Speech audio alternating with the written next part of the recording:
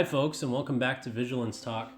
I wanted to continue the self-defense series by stressing the importance of martial arts when a grid down situation occurs.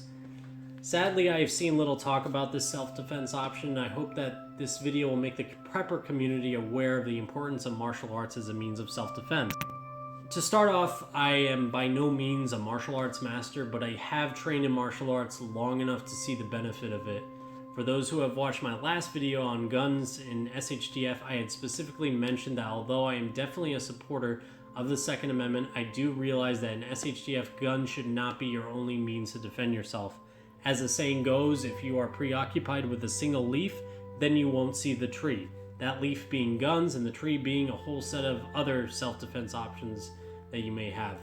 In a situation where ammo is low or you have no guns, you must rely on old school self-defense in case you are attacked. That old school method is your body and mind, the absolute form of fighting, martial arts. By having training in various martial arts, you ensure that in the event a person means to do you or your family harm, you can adequately fend off an attacker or perhaps multiple attackers without having to rely on a tool. Now, there are many forms of martial arts you can train in, but I have decided that for the purpose of this video, we focus on a select few that can give you a well-rounded martial arts background.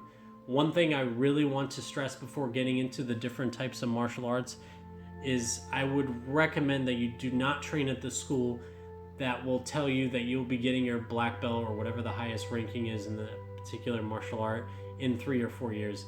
It can realistically take a decade to become a master in any martial art, give or take a few years, of course.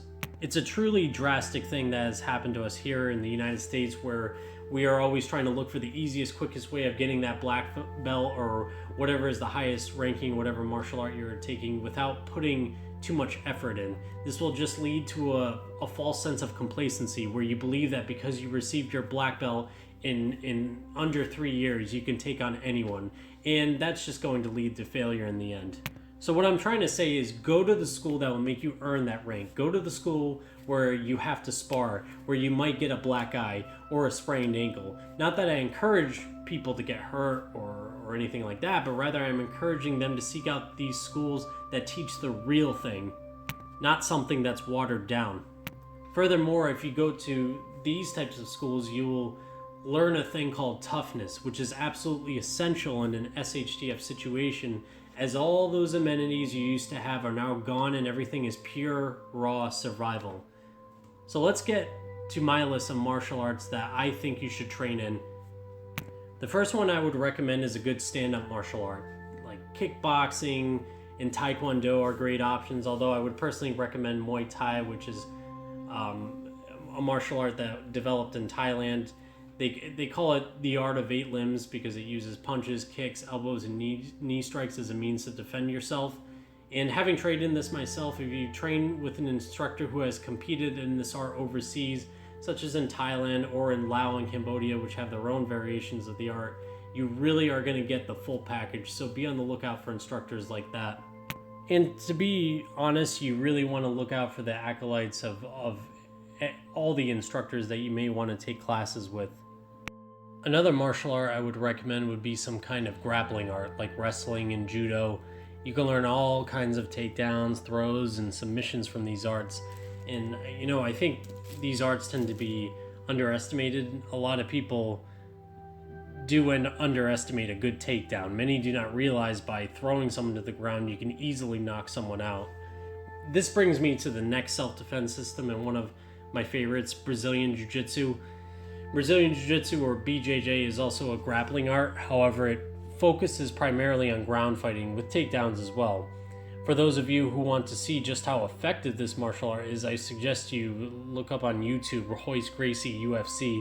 This guy beat people twice his size using primarily BJJ, and these people were from all different martial arts backgrounds. And back in the day in the UFC, there was very little rules, so it was basically a street fight that you were watching. Now I'm going to get into more combative-like martial arts that I would recommend from my own personal experience. And the first one, and another one of my favorites too, and no, I'm not being biased, I'm just trying to, give you guys the best martial arts that I think you should all take, and that This martial art is Kundo.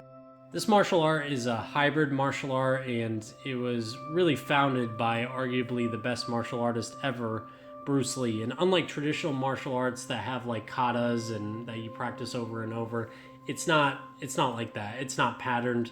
It gets into the 4 ranges of combat, which is punching, kicking, trapping, and grappling. And really, it's an effective martial art.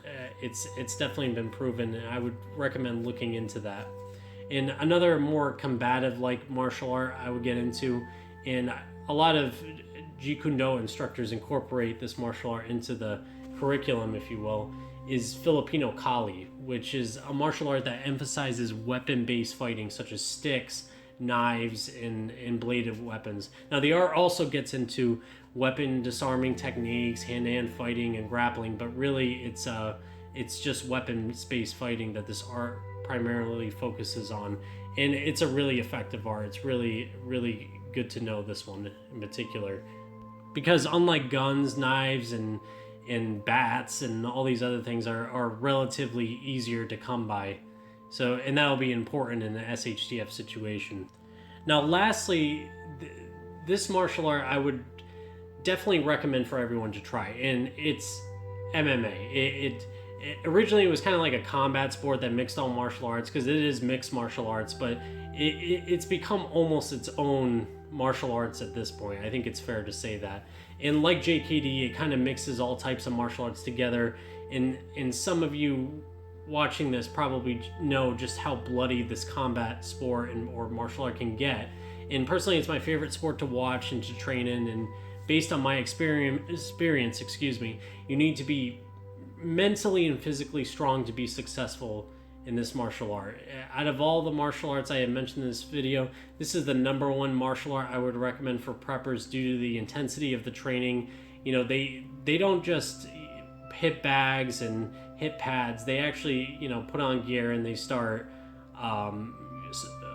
they start sparring basically, and it's mixed up. It's, you know, you'll get ground fighting, takedowns, punches, kicks, the whole thing.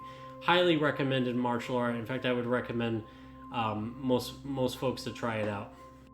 Now, some of you may be thinking, how in the world am I going to be able to afford going to 5 different schools to train in all these arts? Truth is, you won't train in every single one of these arts I just mentioned, but rather I'm merely giving you my opinion on the best martial arts to get it into.